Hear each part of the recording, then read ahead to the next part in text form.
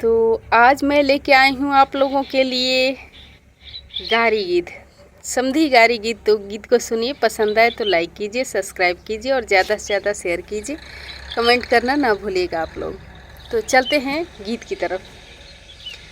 सरसों के फुलवा पीली पीली, सरसों के फुलवा पीली पीली, सरसों के फुलवा पीली पीली, सरसों के है समधी के बहिना देव लगे जाली, गुरुदेव लगे जाली। है समधी के बहिना देव लगे जाली, गुरुदेव लगे जाली। देव दिहले आशीष लइका भैले 10-20, सरसों के फुलवा पीली पीली, सरसों के फुलवा पीली पीली, सरसों के है दुल्हा के बहिना देव लगे जाली, गुरुदेव लगे जाली। है दुल्हा के बहिना देव लगे जाली, गुरुदेव लगे जाली। देव दिहले आशीष लइका भैले 10-20, सरसों के फुलवा पीली पीली, सरसों के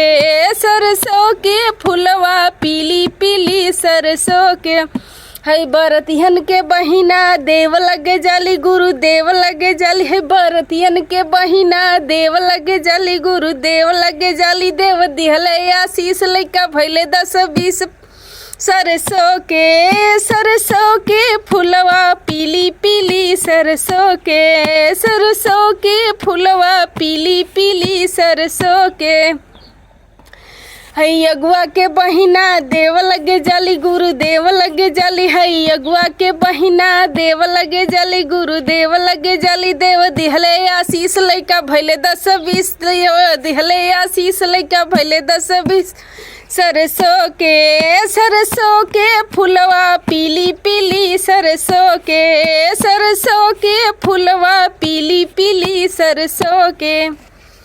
तो आप लोगों को गीत कैसा लगा कमेंट करके ज़रूर बताइएगा। अब मिलते हैं अगले वीडियो में, आप लोगों के लिए फिर कुछ लेके आएंगे नया। तब तक के लिए आज्ञा दीजिए। प्रणाम, नमस्ते।